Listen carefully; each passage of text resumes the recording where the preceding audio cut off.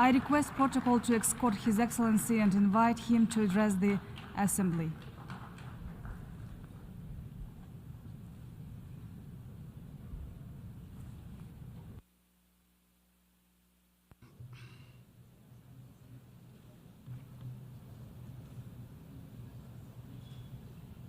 Madam President,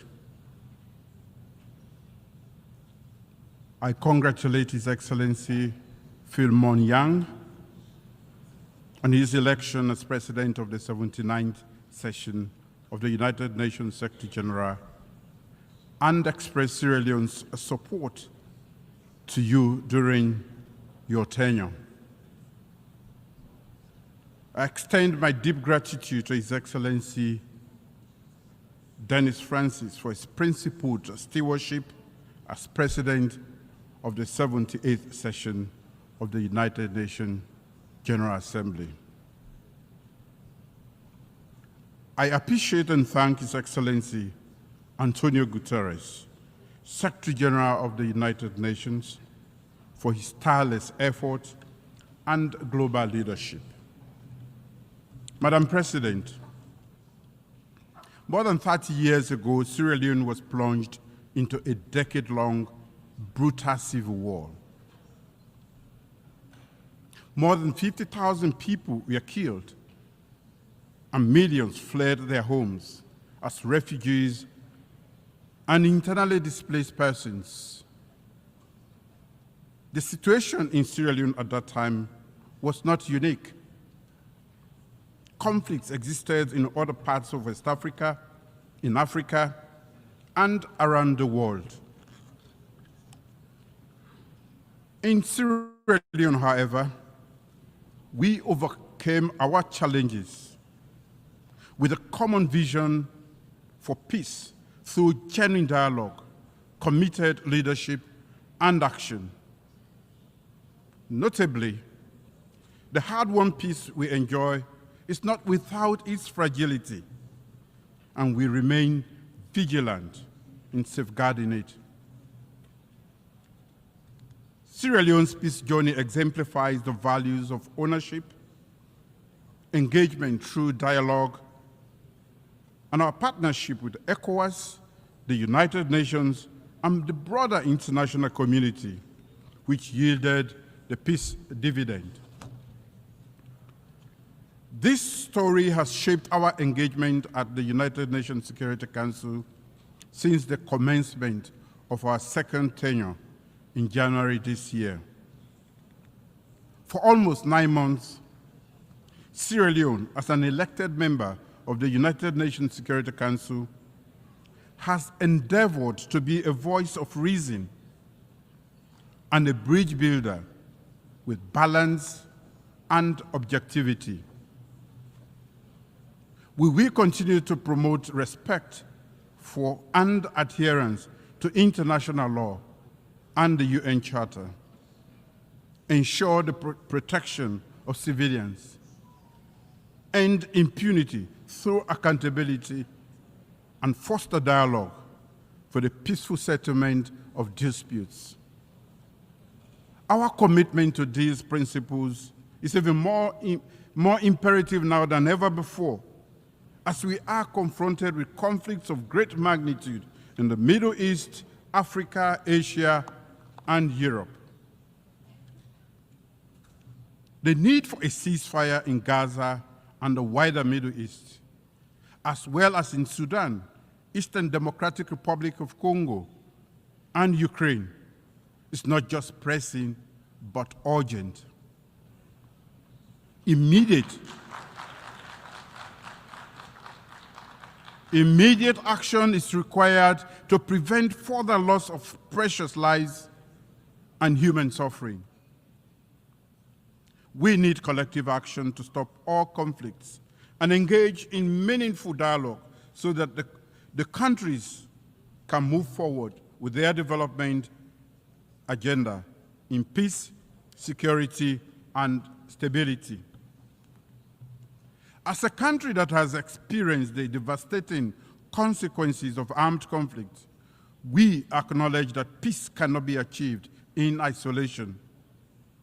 It requires inclusive political processes, economic development, and respect for human rights. For the millions of civilians trapped in ongoing armed conflicts, words of condemnation and empathy alone are not enough.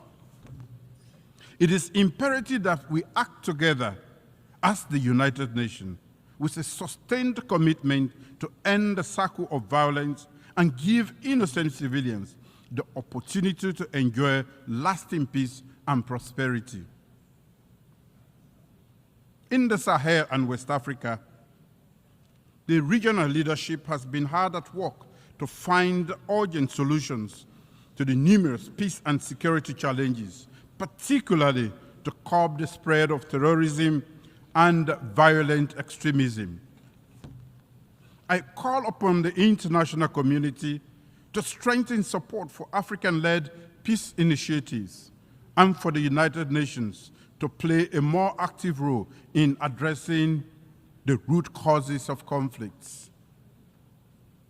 The safety and security of the people in the Sahel and parts of West Africa require a strong commitment from all relevant actors to engage in political dialogue and diplomacy actively to ensure we provide countries in the front line, especially Burkina Faso, Mali, Niger, the necessary support they need. Commitment to political transition is necessary, but it should never be at the expense of the safety of vulnerable civilians. There can be commitment and action on both. I've called for meaningful dialogue and led by example by visiting the head of state of Burkina Faso before Sierra Leone assumed the presidency of the United Nations Security Council in August 2024. We need to build bridges, and this requires the international community's commitment to working with the regions to implement dialogue-based, region-led, and region-owned solutions. Madam President, our current tenure at the United Nations Security Council has reinforced the view that there is an urgent need for reform. Nearly 80 years after its creation, the Security Council has been stuck in time. Its imbalanced composition is unjust and at odds with current realities, undermining its legitimacy and effectiveness. Unfortunately, Africa remains the unquestionable victim in all of this. Without structural change, the Security Council's effective performance and legitimacy remains unquestionable.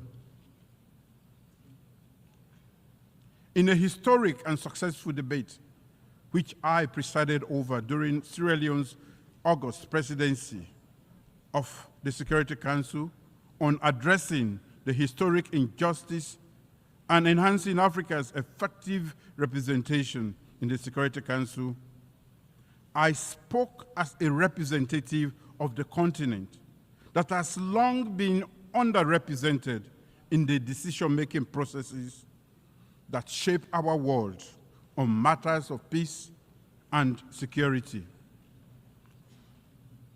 That debate had an indisputable resonance. One, that the historical injustice being perpetrated against Africa must be rectified. Two, that Africa must be treated as a special case. And three, that it must be prioritized in the reform process.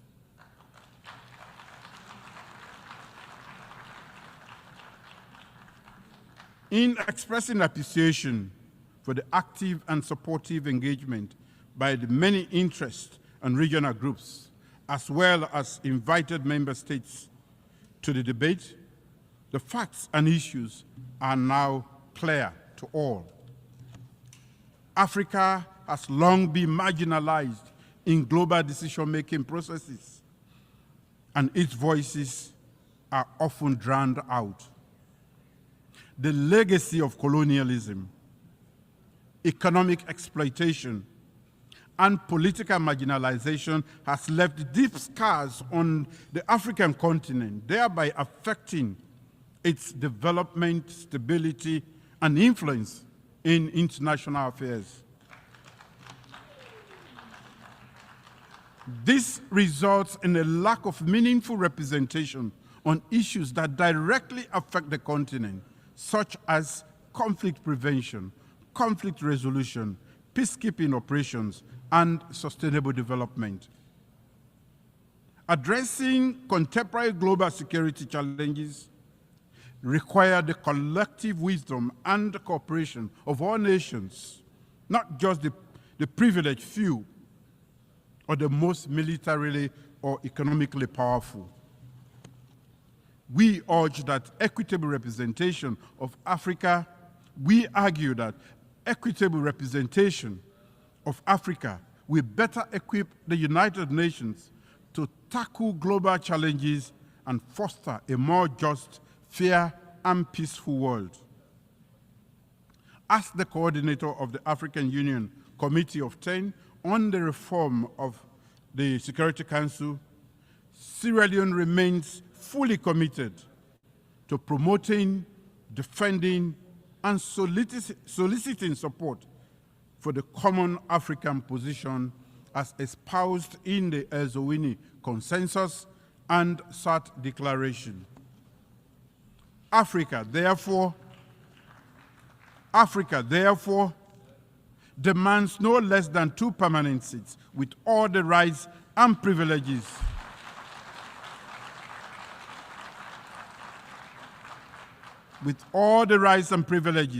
of the permanent members, including the right to veto, and 2 additional seats in the non-permanent category of the Security Council.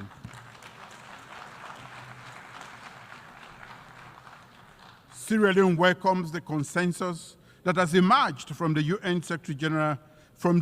General Assembly intergovernmental negotiations, as reflected in the Pact for the Future.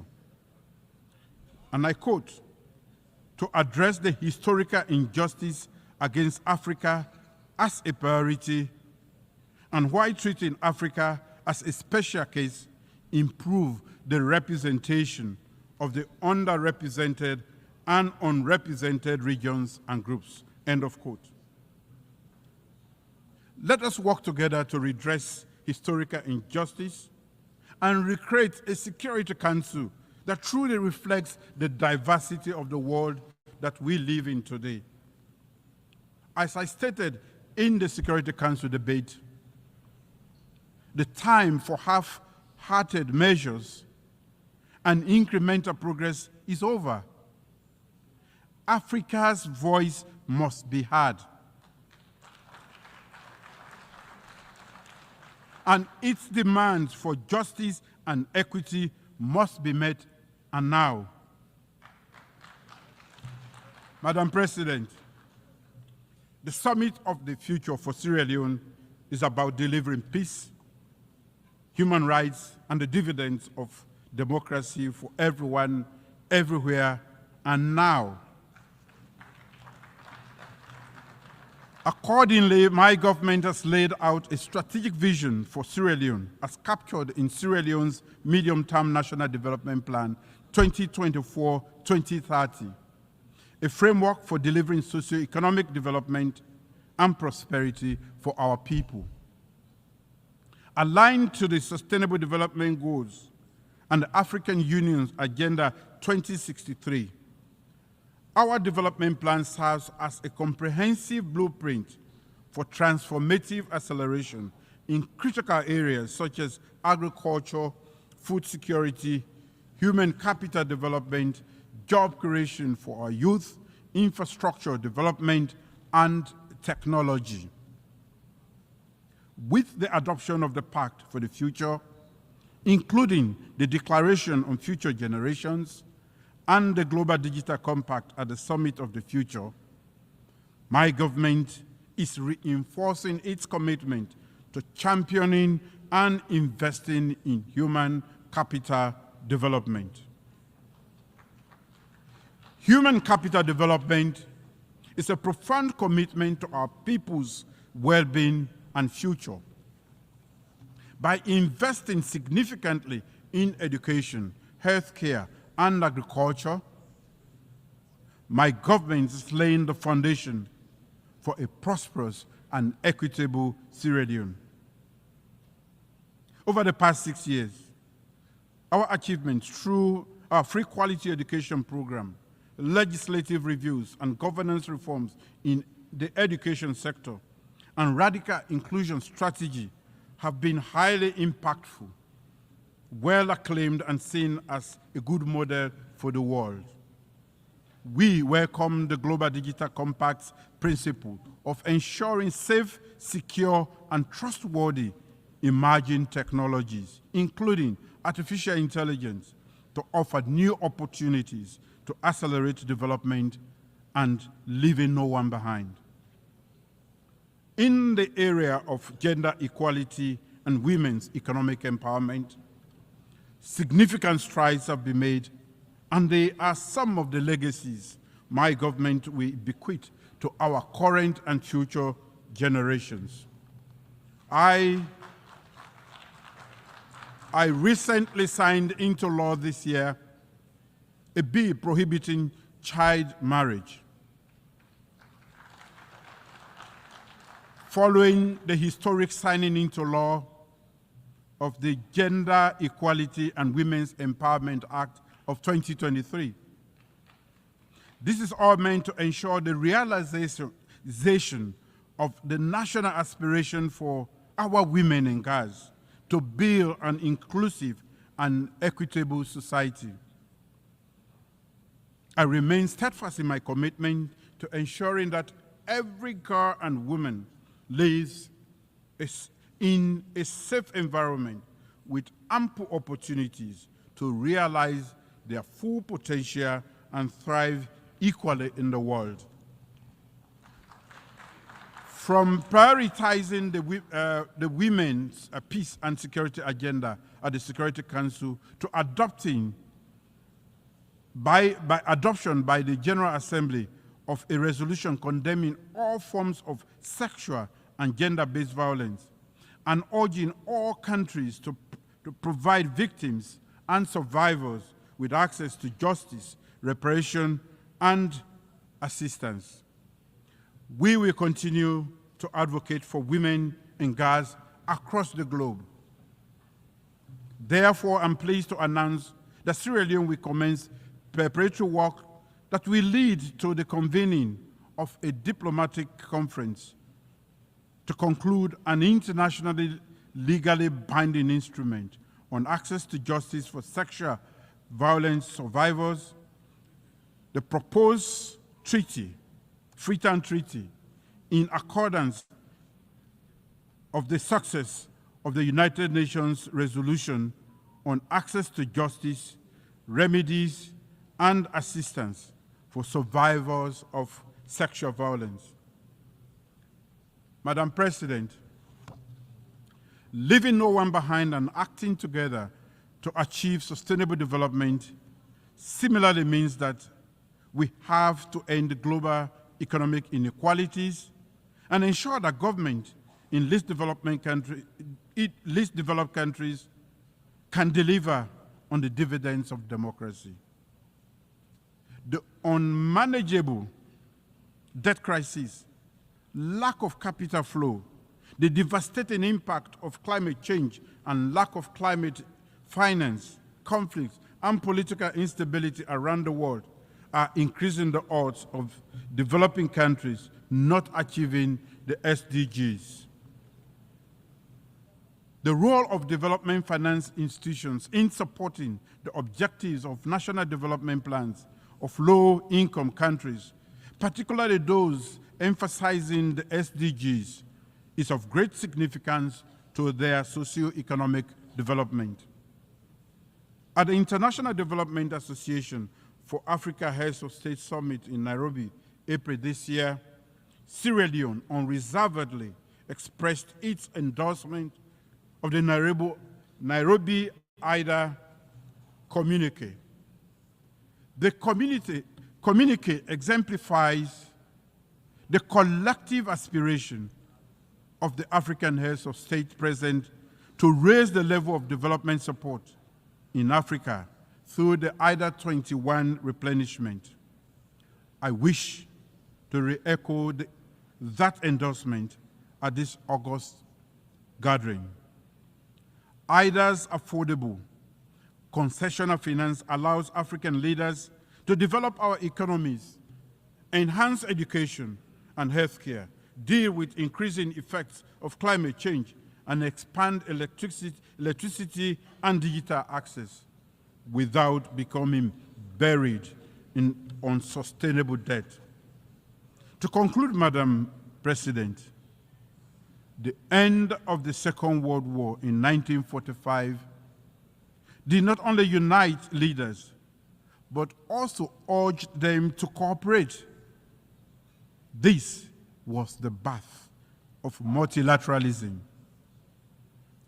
As the African proverb says, our two hands do not wash themselves, they wash one another. As leaders, we must cooperate to achieve the purposes of this United Nations and deliver peace and security, stability and prosperity for our people. Divisions and unhealthy competition will only lead to humanity's destruction. We must ensure unity in diversity, where the rights of the weak and the minority are protected. So let us safeguard our multilateral system.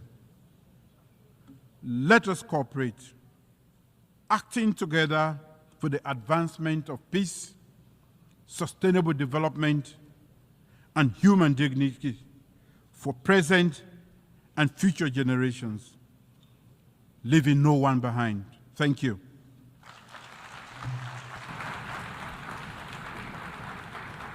On behalf of the Assembly, I wish to thank the President of the Republic of Sierra Leone,